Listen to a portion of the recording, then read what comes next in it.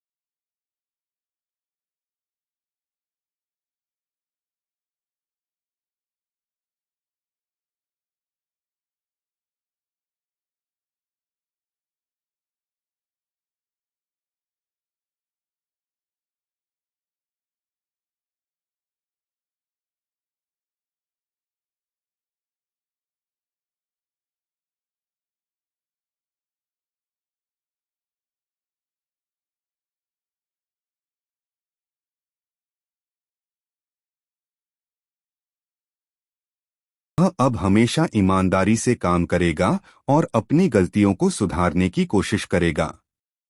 ईमानदारी और मेहनत का महत्व। जीवन में सफल होने के लिए ईमानदारी और मेहनत सबसे महत्वपूर्ण हैं। रामू ने अपनी मेहनत और ईमानदारी से सफलता पाई, जबकि श्यामू ने शॉर्टकट लेने की कोशिश की और असफल हुआ। सच्ची दोस्ती का मूल्य। सच्ची दोस्ती कभी शर्तों पर आधारित नहीं होती। रामू ने श्यामू की गलती को माफ कर दिया, क्योंकि वह जानता था कि सच्ची दोस्ती में माफ करने का भी महत्व होता है। विश्वासघात का नतीजा। श्यामू की कहानी यह सिखाती है कि अगर हम किसी को धोखा देते हैं तो अंततः हमें उसकी कीमत चुकानी पड़ती है। लेकिन जब हम अपनी गलतियों को स्वीकार करते हैं और उन्हें सुधारते हैं तो हमें दूसरा मौका भी मिल सकता है। सार। यह कहानी हमें सिखाती है कि जीवन में ईमानदारी और मेहनत से ही सच्ची सफलता मिलती है। सच्ची दोस्ती और माफ करने की क्षमता हमें जीवन में आगे बढ़ने में मदद करती है और गलतियों को सुधारने से हमें फिर से अपनी राह पर आने का मौका मिलता है।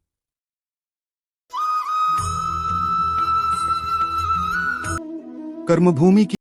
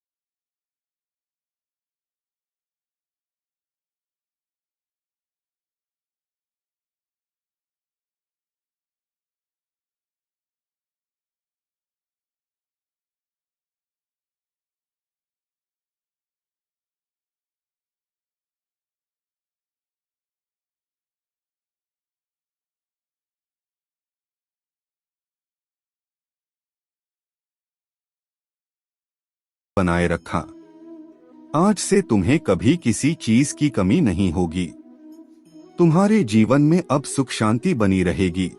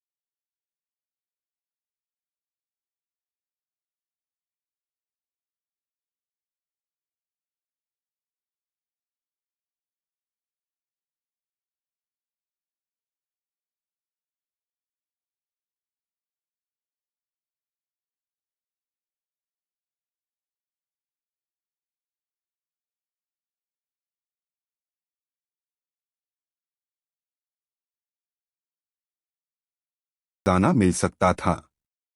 पहले मित्र ने सोचा, मैं इस यात्रा में सबसे तेज पहुंचूंगा और सबसे पहले खजाने तक पहुंचूंगा। उसने जल्दबाजी की और रास्ते में कई कठिनाइयों का सामना किया, लेकिन उसकी फुर्ती और जिद के कारण वह जल्दी पहुंच गया। खजाने की जगह पहुंचने पर उसने देखा कि वहां एक विशाल सोने का बक्सा रखा था। उसे देखकर वह बेहद खुश हुआ और बक्से को खोलने लगा, लेकिन बक्सा खाली निकला। वह निराश होकर लौट आया। दूसरा मित्र थोड़ा सावधान था। उसने यात्रा को धीरे धीरे तय किया और जब वह खजाने की जगह पहुंचा तो उसने देखा कि वहां कुछ कीमती रत्न बिखरे पड़े हैं।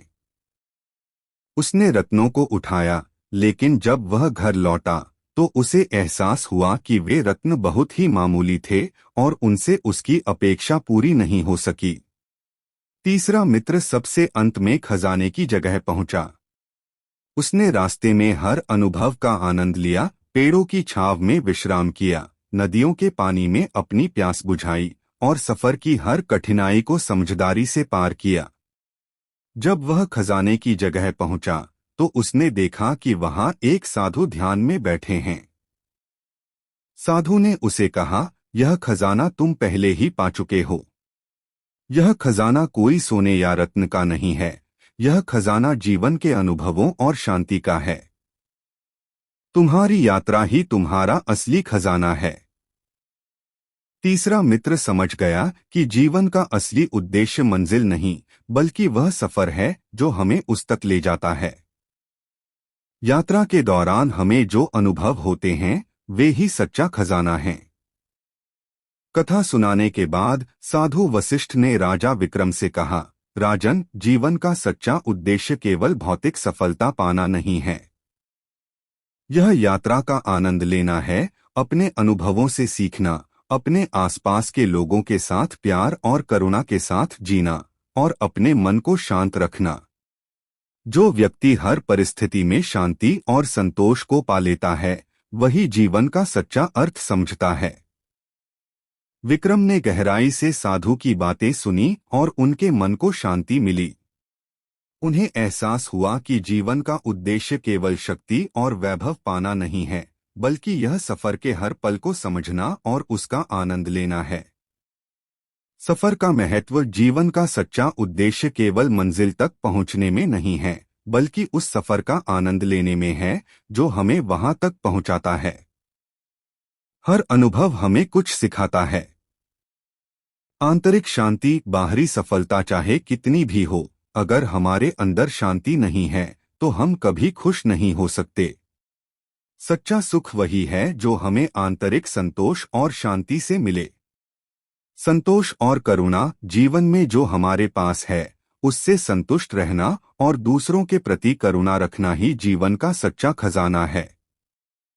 सार, यह कहानी हमें यह सिखाती है कि जीवन का असली उद्देश्य केवल भौतिक सफलता नहीं, बल्कि आत्मिक शांति और संतोष है। हमें अपनी यात्रा के हर क्षण का आनंद लेना चाहिए, क्योंकि वही हमारे जीवन का असली खजाना है।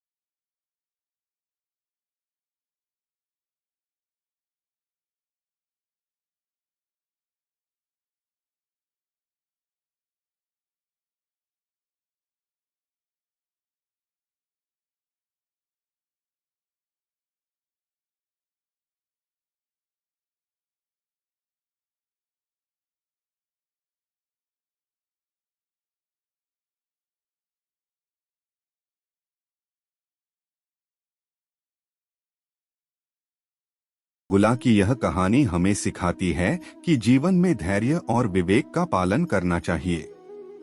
हर परिस्थिति में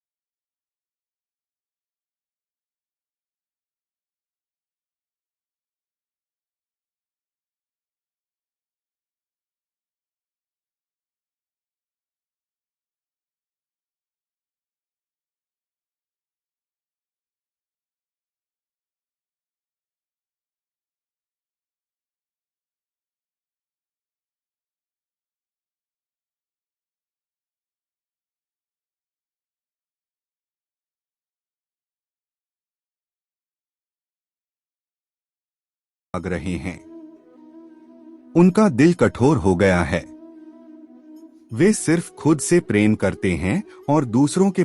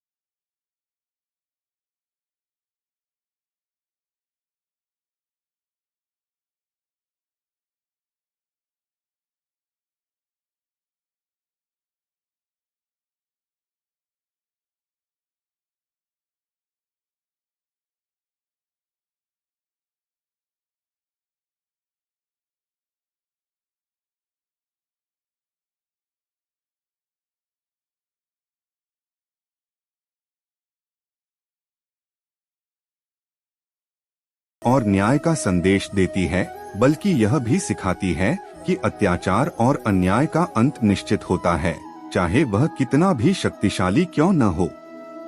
नरकासुर एक असुर राजा था, जिसने अपने आतंक से तीनों लोकों में भय का माहौल बना दिया था। उसने अपनी शक्ति और अहंकार के बल पर 16,000 राजकुमारियों का अपहरण किया था और उन्हें अपने महल में बंदी बना रखा था। उसने देवताओं और ऋषियों को भी प्रताड़ित करना शुरू कर दिया था। नरकासुर का अत्याचार इतना बढ़ गया था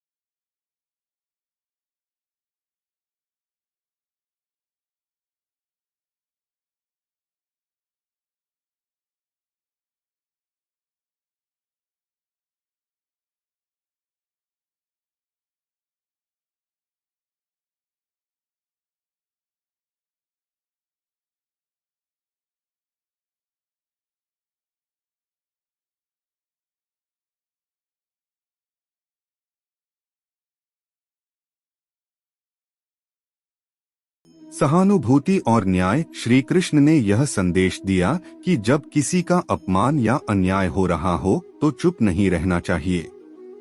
हमें अन्याय के खिलाफ खड़े होना चाहिए और सही का साथ देना चाहिए।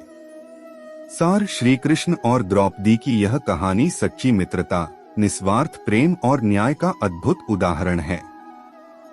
जब हम सच्चे मित्र बनते हैं और अपने दोस्तों के साथ हर परिस्थिति में खड़े रहते हैं, तो जीवन में किसी भी मुश्किल का सामना आसानी से किया जा सकता है।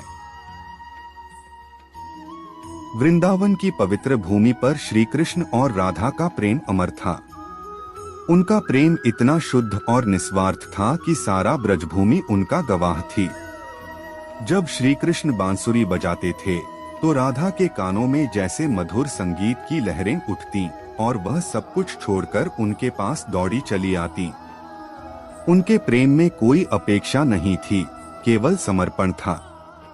उनका मिलन दो आत्माओं का मिलन था, एक ऐसा संबंध जो किसी भी सांसारिक बंधन से परे था।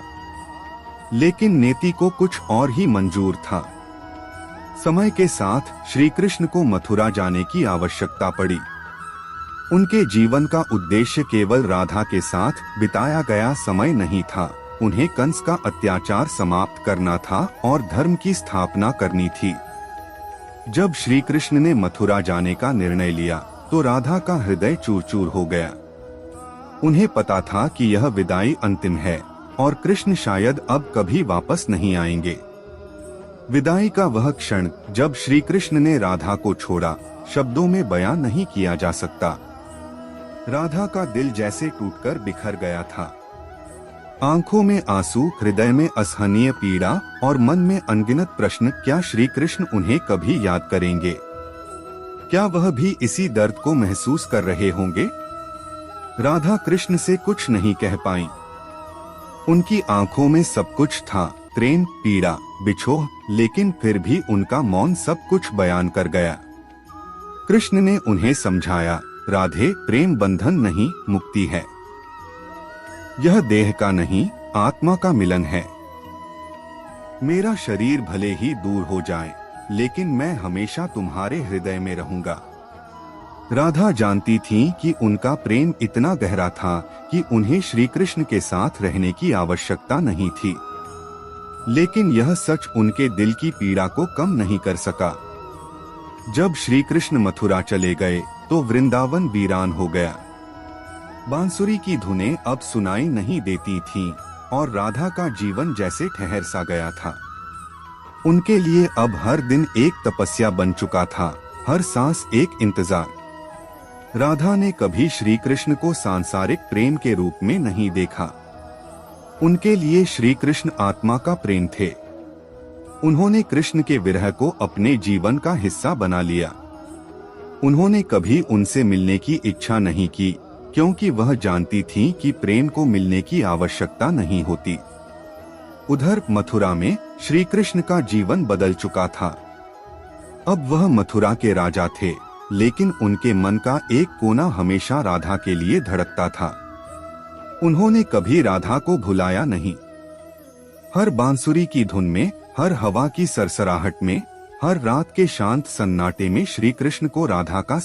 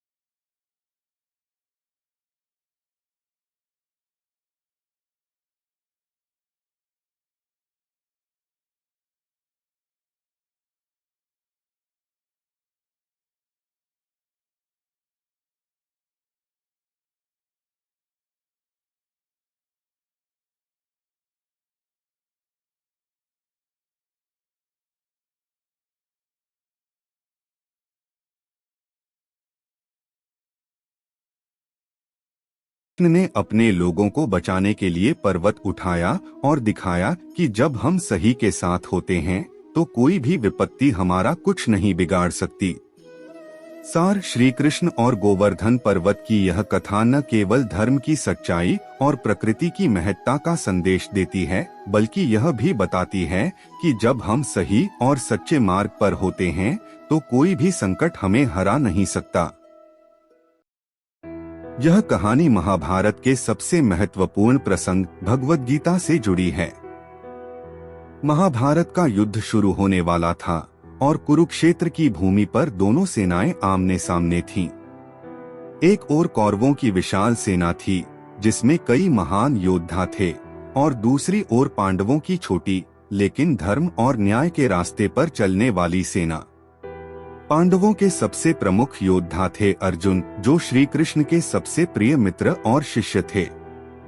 युद्ध शुरू होने से ठीक पहले जब अर्जुन ने अपने सगे संबंधियों, गुरुओं और अपने मित्रों को युद्ध भूमि में देखा तो वह गहरे असमंजस और मानसिक संघर्ष में फंस गए। अर्जुन के हाथों से धनुष गिर गया, उनका मन विचलित हो गया और उन्होंने कहा, माधव, मैं इस युद्ध को नहीं लड़ सकता। मेरे अपने लोग, मेरे गुरु और मेरे परिवार के लोग सामने खड़े हैं। मैं कैसे अपने ही संबंधियों को मार सकता हूँ? यह धर्म नहीं है। इससे तो अच्छा है कि मैं युद्ध किए बिना ही मर जाऊं। अर्जुन की इस बात को सुनकर श्री कृष्ण मुस्कुराए और धीरे धीरे अर्जुन को जीवन के गहरे रहस्यों और धर्म का ज्ञान देना शुरू किया। यही संवाद भगवद गीता के रूप में प्रसिद्ध हुआ, जो आज भी लाखों लोगों के जीवन में प्रेरणा का स्रोत है। एक आत्मा अजरमर है। श्री कृष्ण ने सबसे पहले अर्जुन को यह सिखाया कि आत्मा न कभी जन्म लेती है, न कभी मरती है। शरीर नाशवान है, लेकिन आत्मा अजरमर है। उन्होंने कहा, हे अर्जुन, जो मर रहा है वह केवल शरीर है, आत्मा तो अनंत है। इस सत्य को जानकर तुम इस युद्ध में संकोच क्यों कर रहे हो? यह उपदेश हमें सिखाता है कि हमें अपने कर्मों को केवल शारीरिक या भौतिक स्तर पर नहीं देखना चाहिए। जीवन और मृत्यु केवल शरीर के लिए हैं, आत्मा अमर है। इसलिए हमें अपने कर्म को धर्म के मार्ग पर चलकर करना चाहिए, न कि रिश्तों और मोहमाया के बंधनों में बंधकर। दो, कर्म का महत्व। श्री कृष्ण ने अर्जुन से कहा, हे पार्थ, कर्म करना तुम्हारा धर्म है, फल की चिंता मत करो। उन्होंने अर्जुन को यह सिखाया कि जीवन में हमें अपने कर्तव्यों का पालन करना चाहिए, बिना यह सोचे कि उसका परिणाम क्या होगा। यह बात अर्जुन के लिए बहुत महत्वपूर्ण थी, क्योंकि वह इस बात से विचलित हो रहे थे कि इस युद्ध का परिणाम क्या होगा।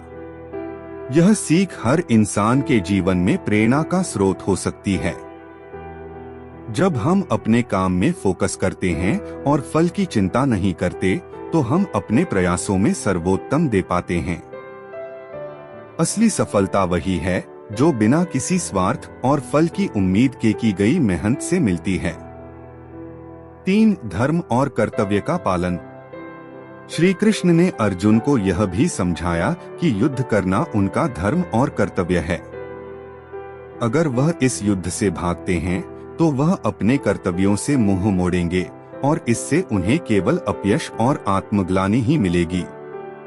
उन्होंने कहा, धर्म की रक्षा के लिए यह युद्ध करना जरूरी है, क्योंकि यह युद्ध अधर्म और अन्याय के खिलाफ है।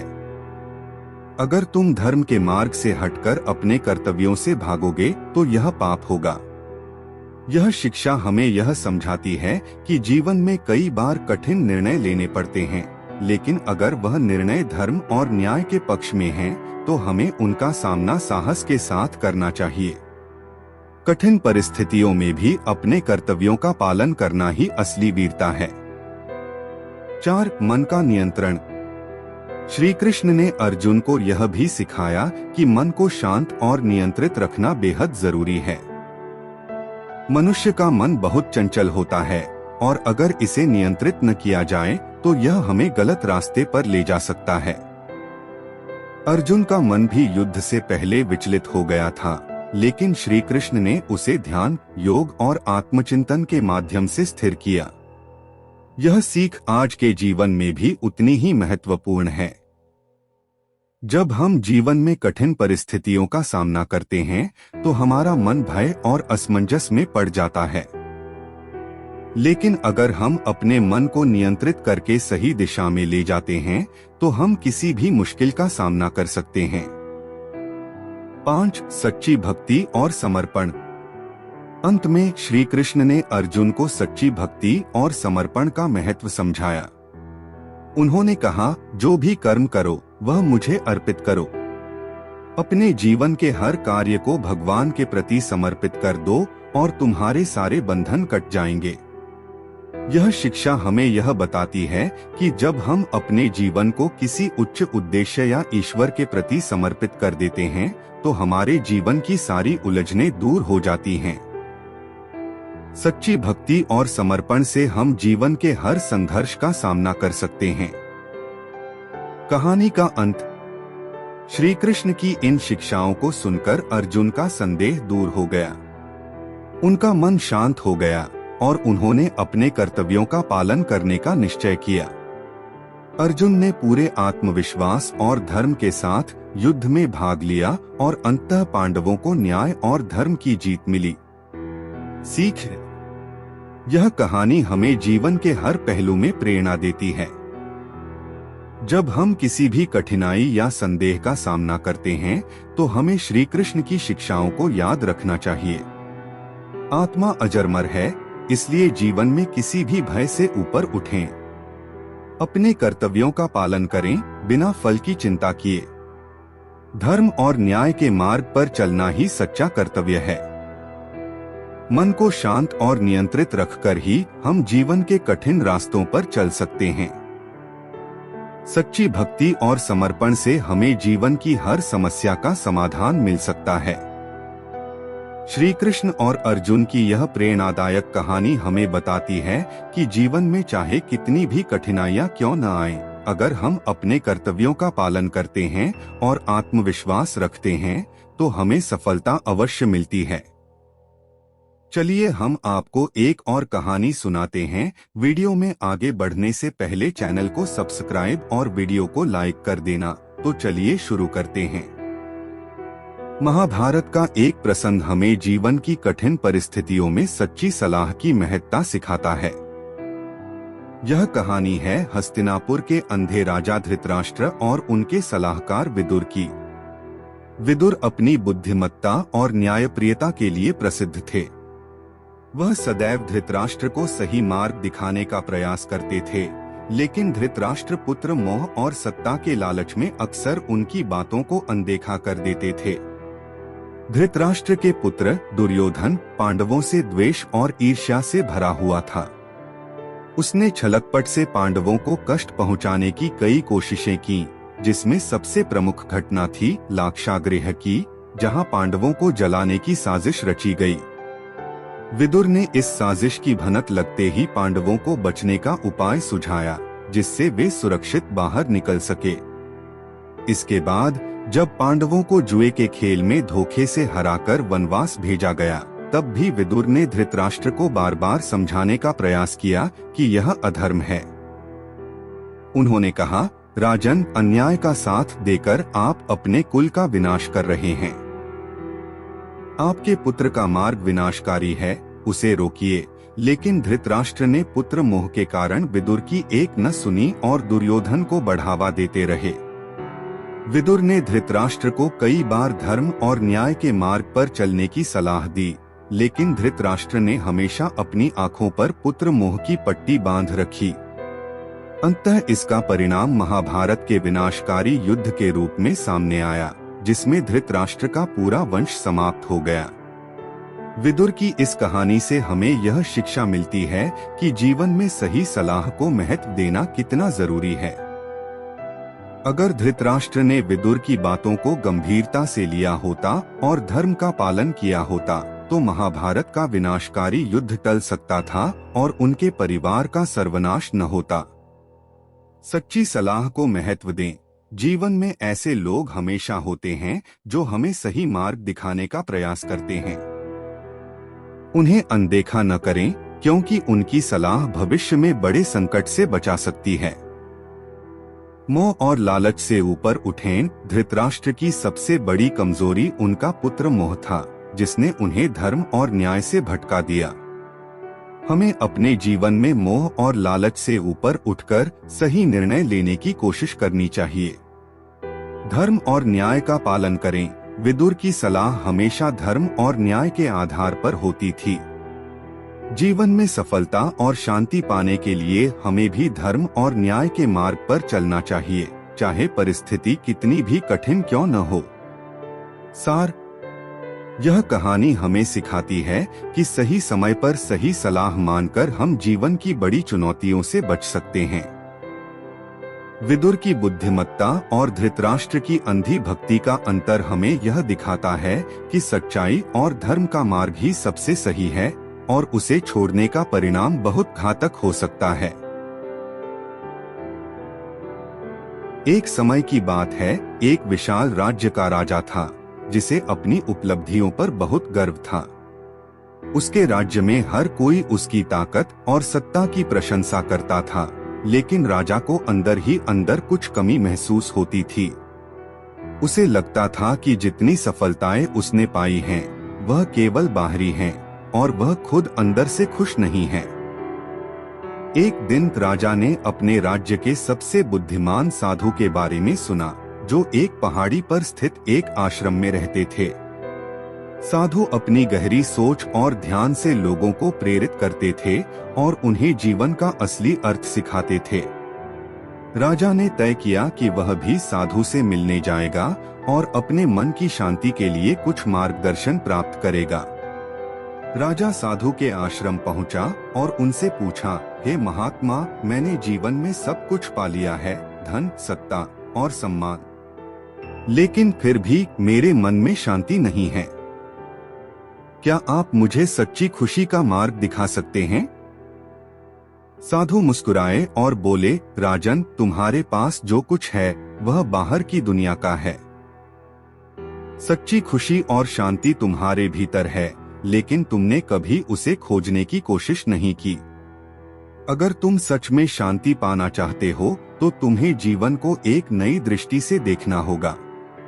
राजा ने पूछा, कैसे महात्मा? कृपया मुझे मार्गदर्शन दें।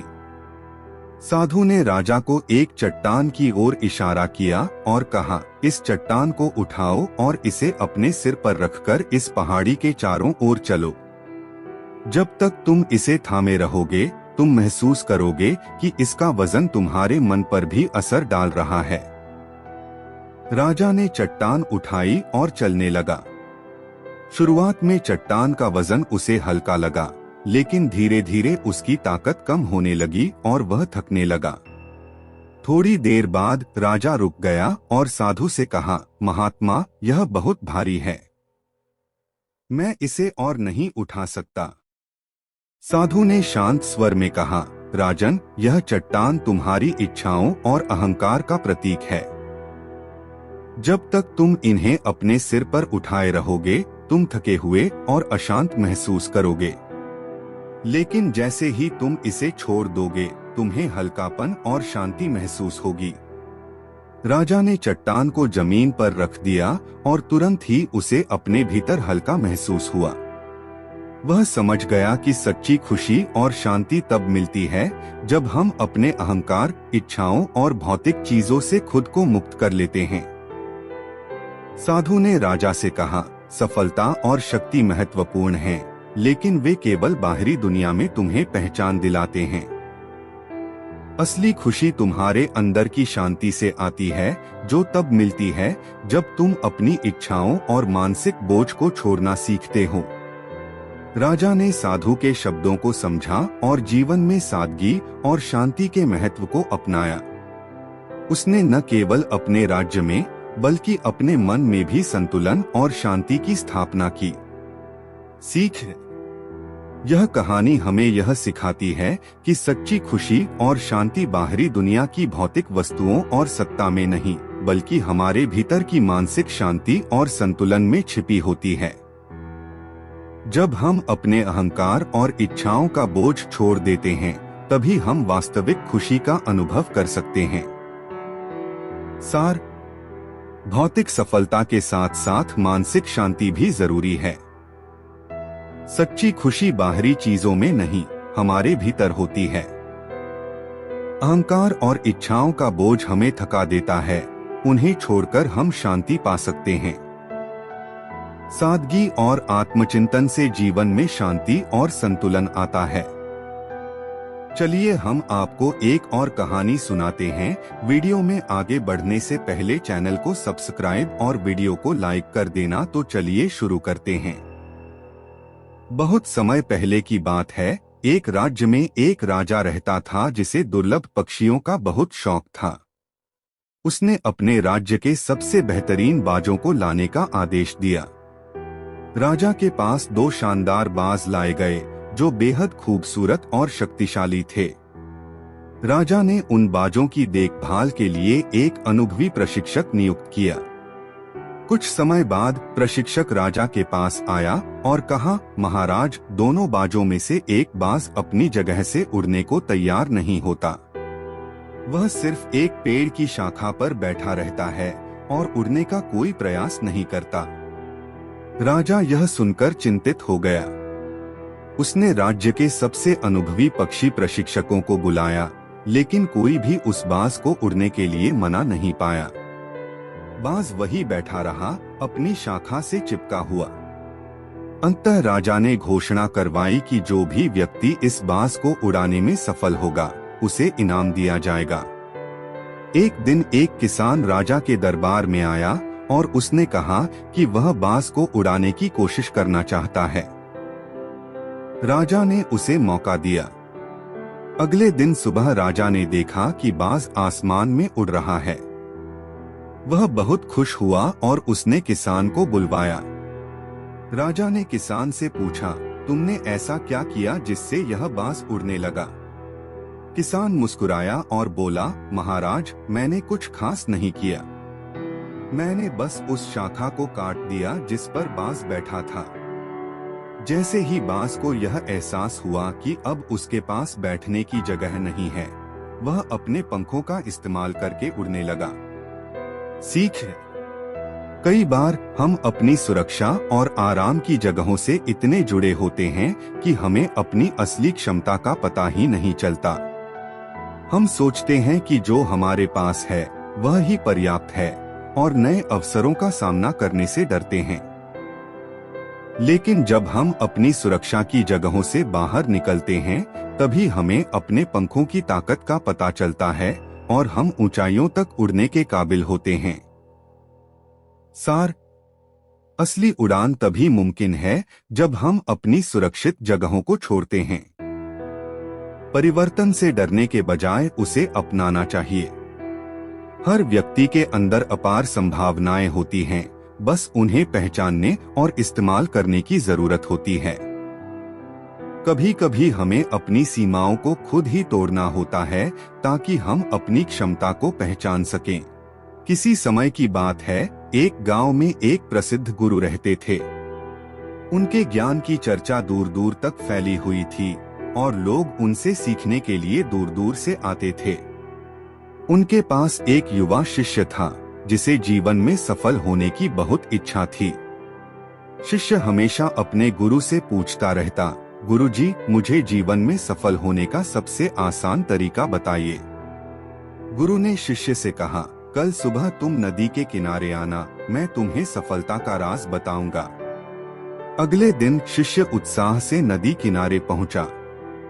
गुरुजी ने उसे नदी में उतरने का संकेत दिया। जब शिष्य नदी में घुटनों तक पानी में चला गया, तो गुरुजी ने उसे और अंदर जाने के लिए कहा और जल्द ही शिष्य कमर तक पानी में था। अचानक गुरुजी ने शिष्य का सिर पकड़कर उसे पानी में डुबा दिया। शिष्य घबरा गया और सांस के लिए संघर्ष करने लगा, पर गुरु ने उसे और जोर से पकड़ लिया। कुछ सेकंड के बाद जब शिष्य ने पूरी ताकत लगाकर खुद को छुड़ाने की कोशिश की, तब गुरुजी ने उसे छोड़ दिया। शिष्य पानी से बाहर आकर गहरी सांसें लेने लगा। शिष्य ने गुस्से और हैरानी से पूछा, गुरुजी, आपने ऐसा क्यों किया? गुरुजी मुस्कुराते हुए बोले, जब तुम्हें पानी में डुबोया गया था तो तुम्हारा एकमात्र उद्देश्य क्या था? शिष्य ने जवाब दिया, सांस लेना और कुछ नहीं। गुरुजी ने कहा, सही कहा। जब तुम्हें सफलता की उतनी ही तीव्रता से चाह होगी जितनी तुम्हें सांस लेने की थी, तब कोई भी चीज तुम्हें रोक नहीं पाएगी। सफलता का राज यही है कि जब तुम किसी चीज को पाने की पूरी ताकत से कोशिश करोगे, तब वह निश्चित रूप से तुम्हें मिल जाएगी। यह कहानी हमें यह सिखाती है कि सफलता पाने के लिए हमें उसी प्रकार की तीव्रता और समर्पण की आवश्यकता होती है जैसे सांस लेने के लिए संघर्ष करते समय होती है। जब हमारी इच्छाएं इतनी प्रबल होती हैं कि हम किसी भी कठिनाई का सामना करने को तैयार होते हैं, तब सफलता सुनिश्चित हो जाती है। सार: सफलता पाने के लिए तीव्र इच्छा और समर्पण जरूरी है। आधे अधूरे प्रयास से कभी पूरी सफलता नहीं मिलती। जो चीज हमें सबसे ज्यादा चाहिए, उसके लिए हमें पूरी मेहनत और आत्मविश्वास से लड़ना चाहिए। जब तुम्हारी इच्छा प्रबल हो तो रास्ते की हर बाधा छोटी लगने लगती है।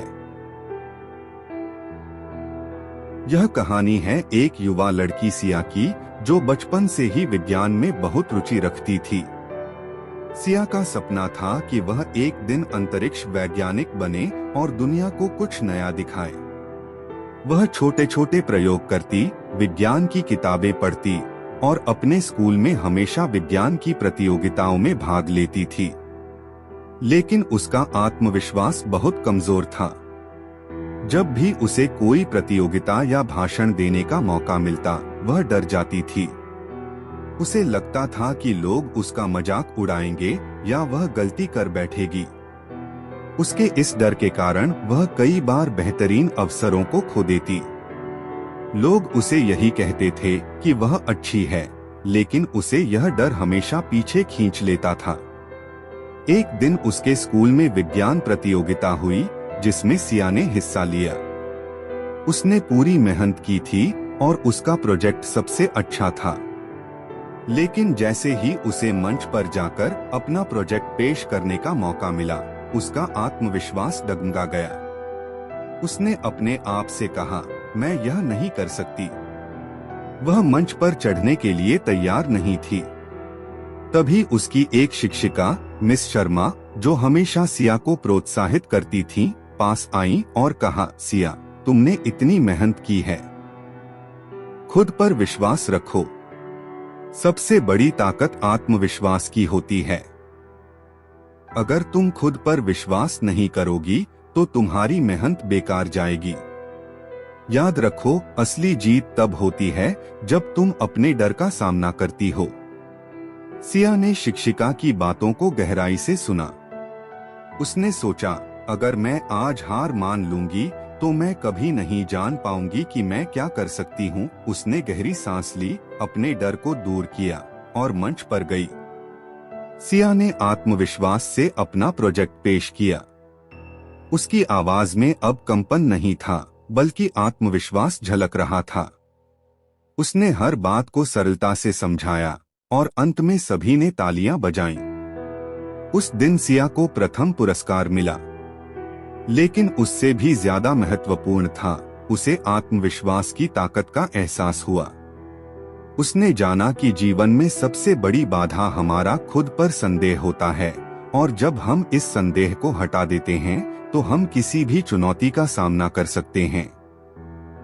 इसके बाद सिया ने कभी पीछे मुड़कर नहीं देखा। उसने अपनी पढ़ाई में भी आत्मविश्वास दिखाया और आगे चलकर एक सफल वैज्ञानिक बनी। हर बार जब उसे चुनौतियों का सामना करना पड़ा, उसने वही सबक याद किया, आत्मविश्वास ही असली ताकत है। यह कहानी हमें यह सिखाती है कि आत्मविश्वास ही सफलता की कुंजी है। यदि हम खुद पर विश्वास रखते हैं तो कोई भी बाधा हमें रोक नहीं सकती। सबसे बड़ा दुश्मन हमारा खुद पर संदेह है, और जब हम इस डर को पीछे छोड़ देते हैं तो हम अपने सपनों को साकार कर सकते हैं। सार, आत्मविश्वास ही असली ताकत है। डर को हराना ही सफलता की पहली सीढ़ी है। जीवन में आगे बढ़ने के लिए खुद पर विश्वास करना बहुत जरूरी है। असली जीत वही होती है जब हम अपने डर और संदेह का सामना करते हैं। चलिए हम आपको एक और कहानी सुनाते हैं। वीडियो में आगे बढ़ने से पहले चैनल को सब्सक्राइब और वीडियो को लाइक कर देना। तो चलिए शुरू करते हैं। बहुत समय पहले की बात है। एक छोटे से गांव में एक महात्मा जी रहते थे। उनके पास दूर दूर से लोग अपने जीवन की समस्याओं का समाधान पूछने आते थे। महात्मा जी बहुत ज्ञानी और धैर्यवान थे और उनकी बातें लोगों को शांति और संतोष का मार्ग दिखाती थीं। एक दिन एक युवा व्यक्ति रोहन महात्मा जी के पास आया। वह जीवन से बहुत परेशान था। उसने महात्मा जी से कहा, गुरुजी, मैं बहुत परेशान हूँ। मेरे जीवन में बहुत सारी समस्याएं हैं। मैं इनसे थक गया हूँ। ऐसा लगता है कि मैं इन समस्याओं के बोझ तले दबा जा रहा हूँ। क्या आप मुझे इन समस्याओं से मुक्त होने का कोई तरीका बता सकते हैं? महात्मा जी ने रोहन को ध्यान से सुना और मुस्कुराते हुए कहा, बिल्कुल, मैं तुम्हारी मदद कर सकता हूँ। लेकिन पहले तुम मेरे लिए एक काम करो। रोहन ने सहमति में सिर हिलाया और महात्मा जी ने एक बड़े पत्थर की ओर इशारा किया। यह पत्थर उठाओ, उन्होंने कहा। रोहन ने पत्थर उठाया। यह पत्थर थोड़ा भारी था, लेकिन रोहन ने उसे आसानी से उठा लिया। महात्मा जी ने कहा, अब इसे अपनी बाहों में थामे रखो और मेरे साथ चलो। रोहन ने पत्थर थामा और महात्मा जी के साथ चलने लगा। कुछ ही देर में उसकी बाहें थकने लगी। वह बोला, गुरुजी, यह पत्थर बहुत भारी है। मेरी बाहें दर्द करने लगी हैं। क्या मैं इसे नीचे रख सकता हूँ? महात्मा जी ने मुस्कुराते हुए कहा, नहीं, इसे थोड़ी देर और थामे रहो। रोहन ने अपनी सारी शक्ति लगाई और पत्थर को और थामे रखा। कुछ देर और चलने के बाद अब उसका शरीर थक गया था और वह बोला, गुरुजी, अब मुझसे और नहीं हो रहा। यह पत्थर बहुत भारी हो गया है। महात्मा जी रुक गए और बोले, यह पत्थर जीवन की समस्याओं की तरह है। जितनी देर तक तुम इसे थामे रखोगे, उतना ही यह भारी होता जाएगा। अगर तुम इसे छोड़ दो तो तुम हल्का महसूस करोगे। रोहन ने एक पल के लिए सोचा और फिर धीरे से पत्थर को जमीन पर रख दिया। उसने तुरंत राहत महसूस की। महात्मा जी ने कहा, जीवन की समस्याएं भी ऐसी ही होती हैं। जब तक तुम उन्हें अपने मन में पकड़ कर रखोगे, वे तुम्हें भारी लगेंगी। लेकिन जैसे ही तुम उन्हें स्वीकार करोगे और छोड़ दोगे, तुम्हें हल्कापन महसूस होगा। समस्याएं जीवन का हिस्सा हैं, लेकिन उन्हें पकड़ कर रखना तुम्हारे मन और आत्मा पर बोझ डालता है। रोहन को महात्मा जी की बात समझ आ गई। वह बोला, गुरुजी, मैं समझ गया हूँ। समस्या तो हमेशा रहेंगी, लेकिन उन्हें अपने साथ लेकर चलना ही हमारी परेशानी बढ़ाता है। महात्मा जी ने मुस्कुराते हुए कहा, बिल्कुल सही। जब हम अपनी समस्याओं को अपने साथ लिए घूमते हैं तो वे बोझ बन जाती हैं। लेकिन जब हम उन्हें स्वीकार करते हैं और उन्हें जाने देते हैं तो हमारा मन शांत हो जाता है। रोहन ने महात्मा जी का धन्यवाद किया और एक नई दृष्टि के साथ अपने जीवन की ओर लौट गया। उसने समझा कि जीवन की समस्याएं उतनी बड़ी नहीं होती जितनी बड़ी उन्हें हम बनाते हैं। यह कहानी हमें यह सिखाती है कि समस्याएं जीवन का हिस्सा हैं, लेकिन उनका बोझ हमें तब तक थका देता है जब तक हम उन्हें अपने मन में थामे रहते हैं। समस्याओं को स्वीकार करके उन्हें हल्के में लेना और उनका हल ढूंढना ही सही तरीका है। सार, समस्याएं जीवन का हिस्सा हैं, लेकिन उन्हें पकड़कर रखने से वे बोझ बन जाती हैं। जब हम समस्याओं को छोड़ना सीखते हैं तो हमारा जीवन हल्का और शांत हो जाता है। मन की शांति के लिए समस्याओं का सामना करें, लेकिन उन्हें अपने दिल में जगह न दें। जीवन की चुनौतियां हमारी मानसिक स्थिति पर निर्भर करती हैं। उन्हें कैसे लेते हैं वही महत्वपूर्ण होता है। मंजिल मिले न मिले ये तो मुकद्दर की बात है। हम कोशिश भी न करें ये तो गलत बात है। रास्ते खुद ब खुद खुल जाते हैं साहस वालों के लिए। हवाएं भी रुख बदल देती हैं जज्बे वालों के लिए। हर टूटे हुए सपने से एक नई शुरुआत होती है। दर्द की हर रात के बाद एक सुबह होती है। जो हार न माने वो जीत जाता है। जो गिरकर उठे वही सबसे बड़ा इंसान कहलाता है। वक्त से पहले और किस्मत से ज्यादा कभी किसी को कुछ नहीं मिलता, मगर मेहनत से जो हासिल हो वो किस्मत वालों को भी नसीब नहीं होता। दुनिया का हर शख्स आपको गिराने में लगा रहेगा, मगर याद रखना उन्हीं लोगों की बातों को नजरअंदाज कर आपको ऊंचाइयों पर चढ़ना है।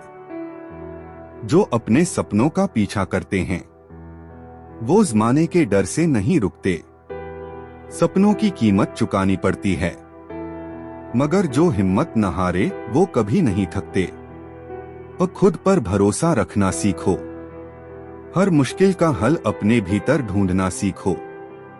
जब तक तुम खुद से न हारोगे दुनिया की कोई ताकत तुम्हें हरा नहीं सकती।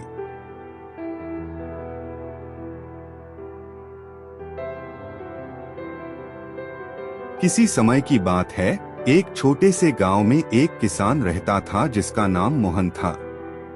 मोहन मेहनती और ईमानदार इंसान था, लेकिन उसकी एक खासियत थी, उसे अपनी ताकत पर बहुत घमंड था।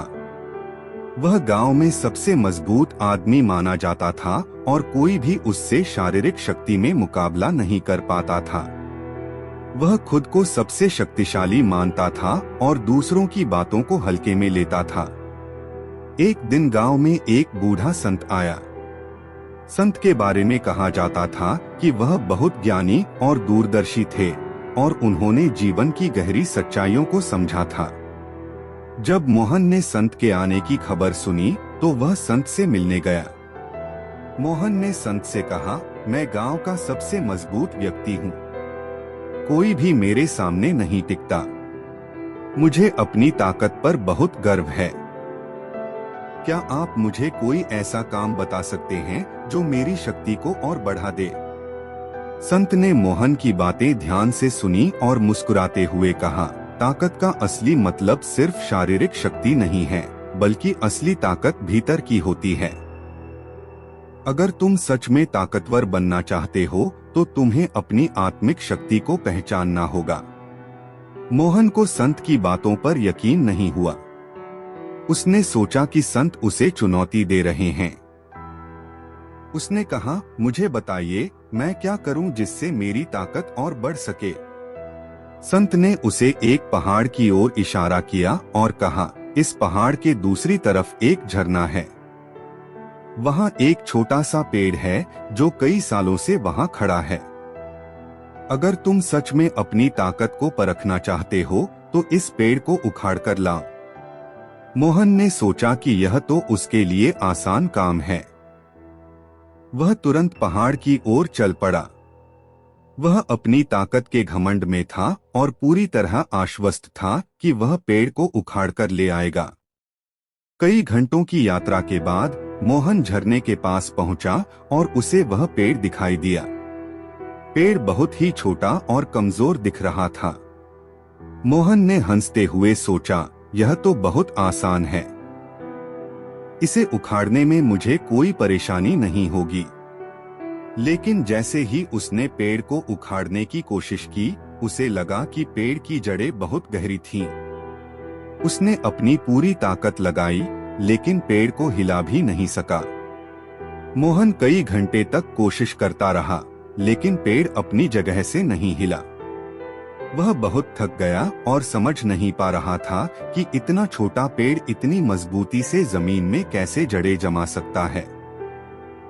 थक-हार कर मोहन वापस संत के पास आया और उनसे कहा, मैंने अपनी पूरी ताकत लगाई लेकिन उस पेड़ को उखाड़ नहीं पाया। आखिर वह पेड़ इतना मजबूत कैसे हो सकता है? संत ने कहा, वह पेड़ कई सालों से वहां खड़ा है। उसने हर मौसम का सामना किया है, तेज हवाओं, बारिश और धूप का। उसकी जड़ें इतनी गहरी हो चुकी हैं कि उसे हिलाना आसान नहीं है।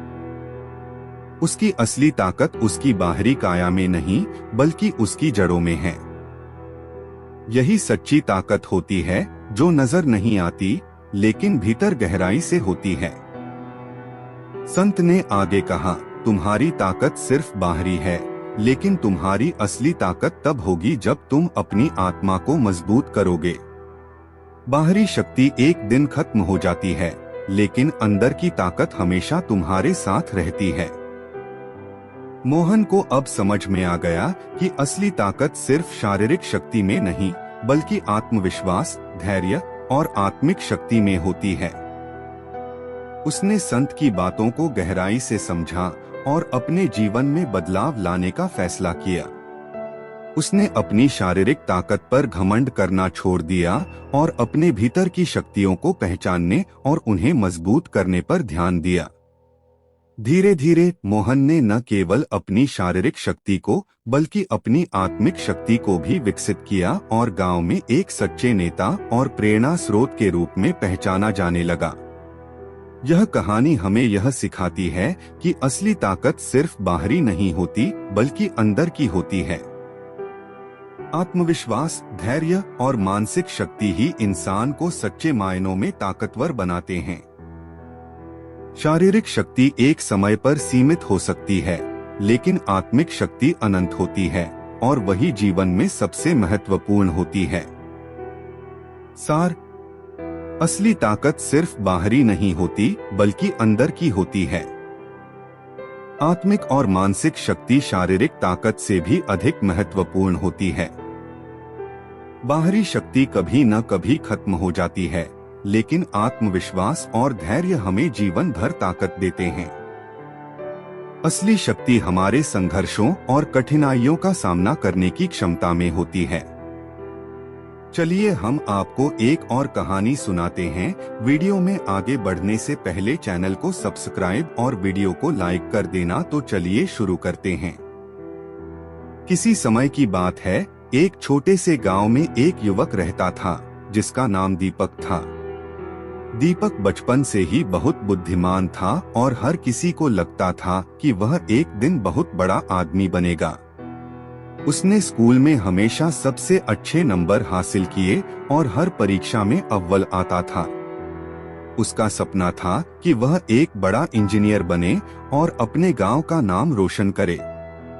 दीपक ने खूब मेहनत की और शहर के एक नामी इंजीनियरिंग कॉलेज में दाखिला पा लिया। लेकिन कॉलेज में दाखिला मिलने के बाद दीपक की जिंदगी ने एक अजीब मोड़ लिया। जहां पहले उसे हर चीज में सफलता मिलती थी, वहीं अब उसे बार बार असफलताओं का सामना करना पड़ रहा था। उसकी परीक्षा के परिणाम अच्छे नहीं आ रहे थे, प्रोजेक्ट्स में भी वह पीछे रहने लगा और धीरे धीरे उसकी आत्मविश्वास खत्म होने लगी। दीपक ने सोचा कि उसकी जिंदगी का सपना टूट रहा है। उसे ऐसा लगने लगा कि वह कुछ भी सही नहीं कर पा रहा है और वह गहरे अवसाद में चला गया। उसे समझ नहीं आ रहा था कि आखिर वह क्यों असफल हो रहा है, जबकि वह पूरी मेहनत कर रहा था। एक दिन दीपक ने कॉलेज के एक अनुभवी प्रोफेसर से मिलने का फैसला किया। प्रोफेसर एक बहुत ही ज्ञानी व्यक्ति थे और कई छात्रों का मार्गदर्शन कर चुके थे। दीपक ने उन्हें अपनी सारी समस्याएं बताईं और कहा, सर, मैंने हमेशा कड़ी मेहनत की है, लेकिन अब मैं असफल हो रहा हूँ। मुझे ऐसा लगता है कि मैं अब कभी सफल नहीं हो पाऊंगा।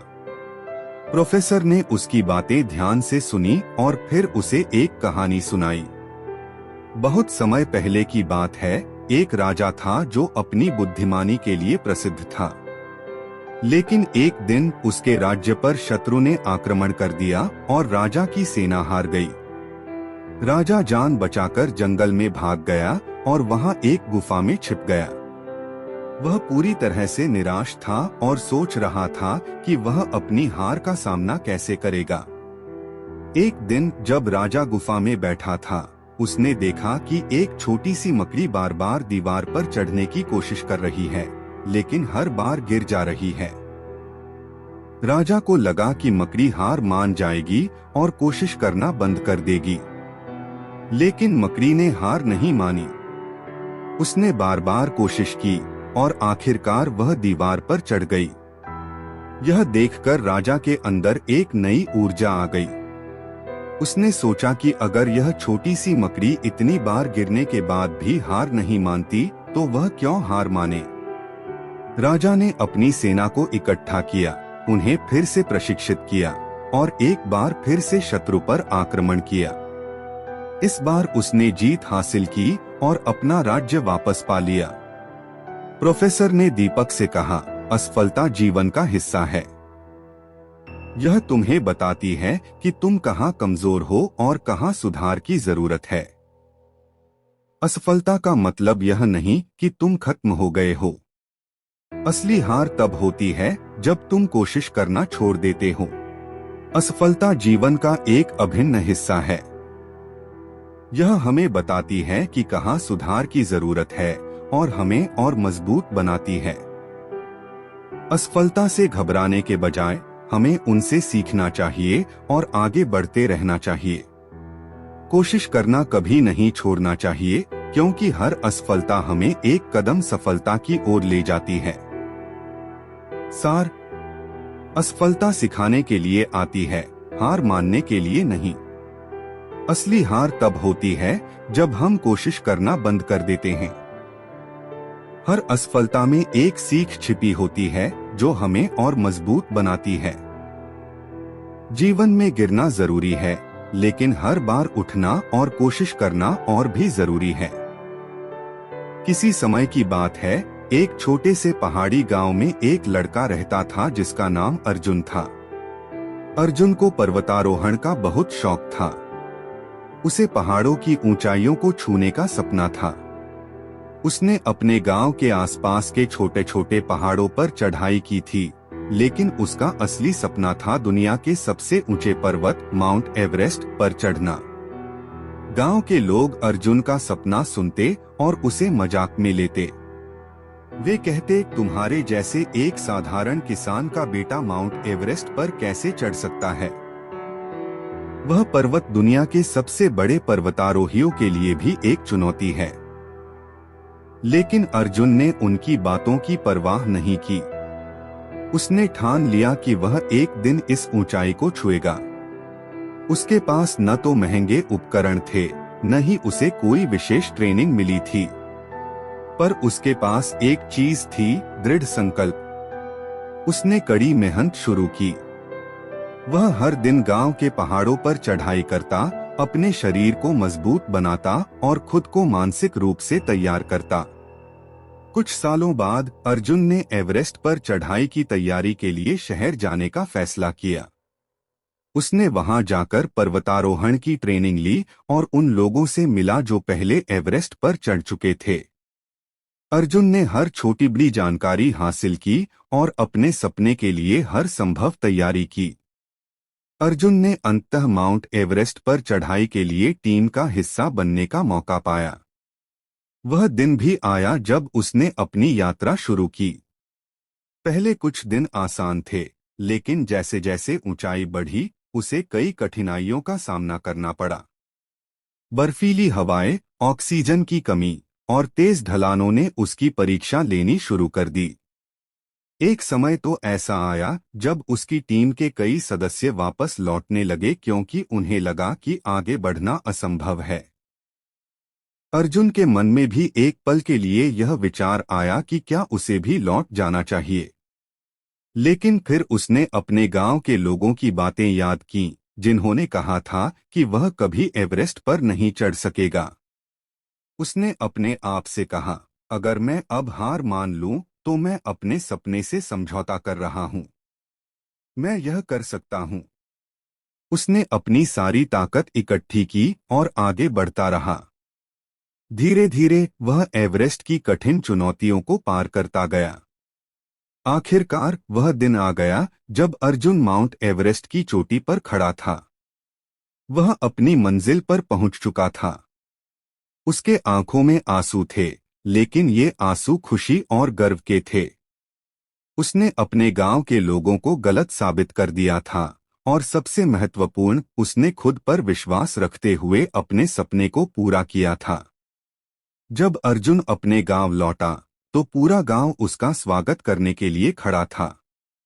जो लोग कभी उसका मजाक उड़ाते थे, वे अब उसकी तारीफ कर रहे थे।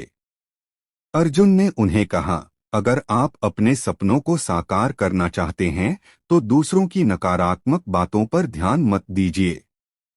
आपको खुद पर विश्वास होना चाहिए और अपने सपनों के पीछे पूरी शिद्दत से लगना चाहिए।